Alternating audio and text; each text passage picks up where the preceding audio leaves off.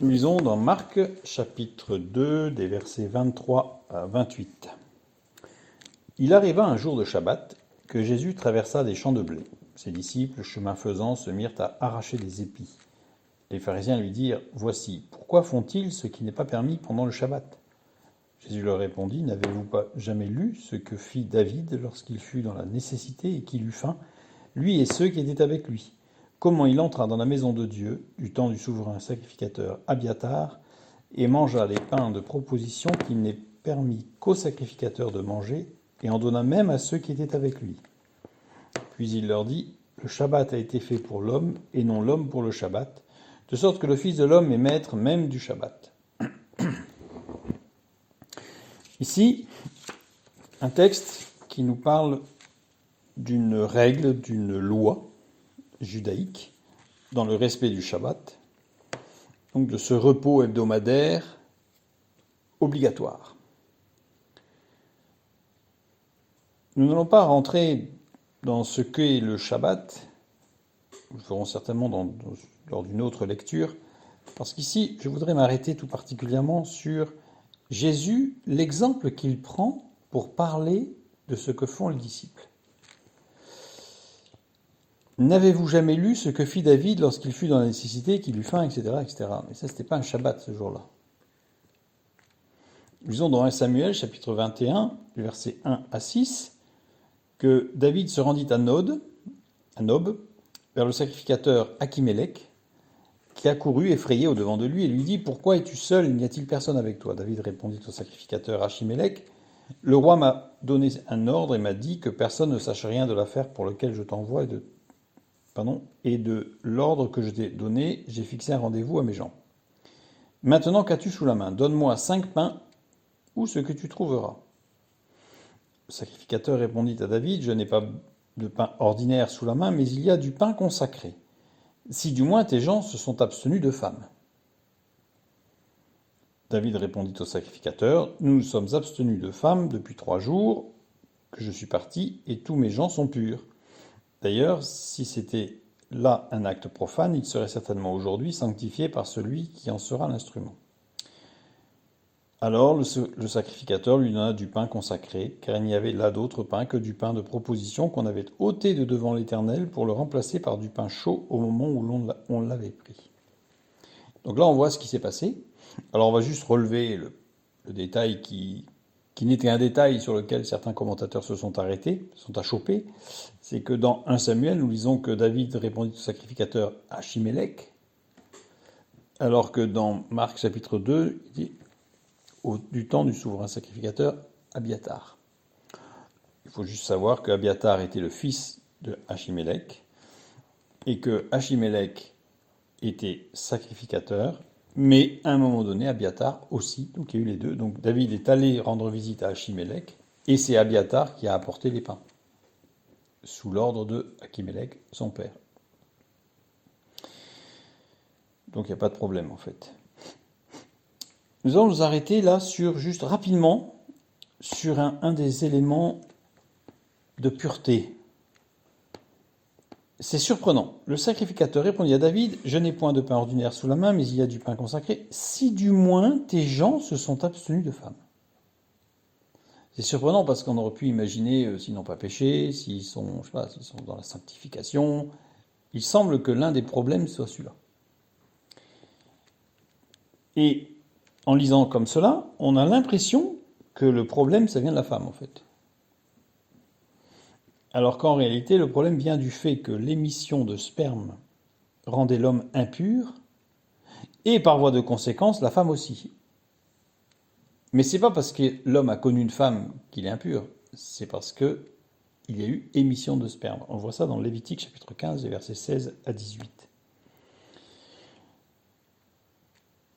Donc, ce petit détail, si je puis dire, levé, nous voyons que Jésus, en prenant cet exemple, sous-entend que les disciples sont purs.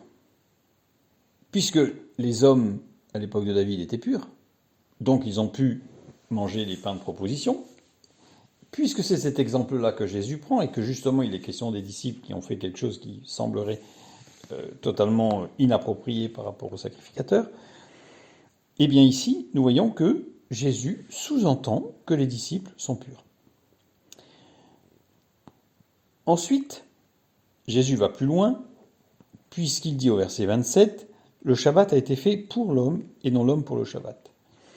Le verbe « faire » ici, qui est traduit par « a été fait », c'est « ginomai ». Ginomai qui a 3 sens intéressants, puisque le premier sens, c'est revenir au passé, le deuxième sens, c'est ce qui arrive, et le troisième sens, c'est le devenir. Donc on a 3 éléments en fait dans ce mot qui déterminent qu'il y a un lien entre quelque chose du passé, quelque chose du présent et qui a une portée dans le futur. D'autant plus que le verbe est conjugué à la voix moyenne déponente de l'aoriste second. C'est-à-dire quelque chose qui est atemporel, l'aoriste, second qui a une portée prophétique très très forte, et la voix moyenne déponente conduite par le Saint-Esprit. Alors qu'est-ce qu'il y a eu dans le passé ? Eh bien dans le passé, l'acte similaire, c'est le Jardin d'Éden. Le premier repos dont il est parlé, c'est le Jardin d'Éden. Quand nous lisons dans Genèse chapitre 2, les versets 2 et 3, Dieu achevait au 7e jour son œuvre qu'il avait faite, et il se reposa au 7e jour de toute son œuvre qu'il fit. Dieu bénit le 7e jour et le sanctifia parce qu'en ce jour, il se reposa de toute son œuvre qu'il avait créée en la faisant. Ici, nous voyons, j'ai donné une traduction avec des conjugaisons de verbes qui correspondent à la conjugaison littérale et non pas à la traduction française. C'est-à-dire qu'on voit qu'il y a une action continue et il y a une action achevée, et que les deux se superposent. Alors, ce que l'on peut dire, pour en résumer, c'est que le repos de Dieu égale la gestion de Dieu. Le Shabbat représente le repos offert par Dieu à toute la création. Le Shabbat représente le repos de Dieu qui assume tout pour le repos. Le Shabbat représente le repos auquel Dieu amène au travers de son œuvre. Et là, nous revenons à notre verbe ginomai. Il y a dans le passé un acte similaire réalisé, le Jardin d'Éden. La création, le 7e jour, l'homme placé dans le Jardin d'Éden. Il y a quelque chose qui était concret, réel, présent. Eh bien, c'est le Shabbat hebdomadaire qui a été annoncé et instauré lors de l'Exode, sur le mont Sinaï, avec une portée future, l'achèvement de l'œuvre de Dieu. Mais quel est l'achèvement de cette l'œuvre de Dieu ? C'est Jésus. Matthieu 11, 28 et 29. Venez à moi, vous tous qui êtes fatigués et chargés, je vous donnerai du repos.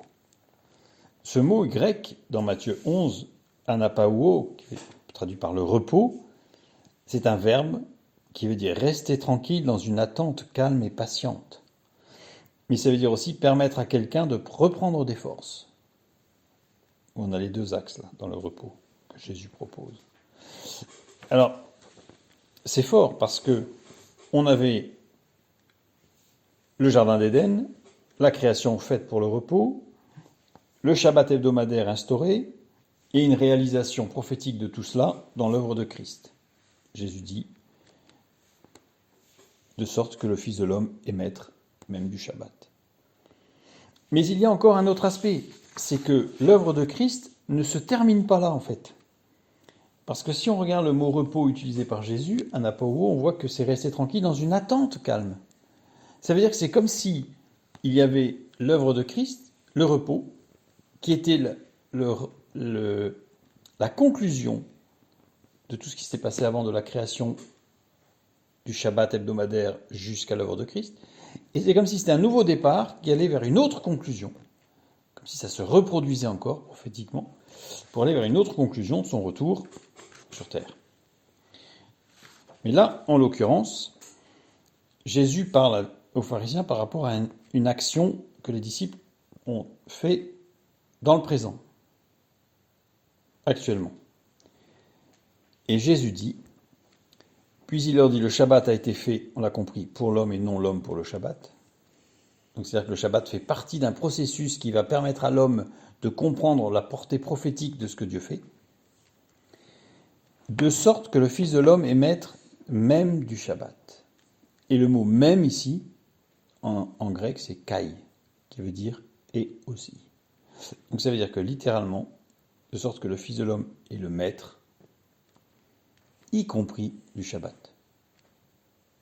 C'est-à-dire le maître de l'homme, le maître de tout ce qui se passe dans la vie de l'homme, y compris du Shabbat, et non pas même du Shabbat.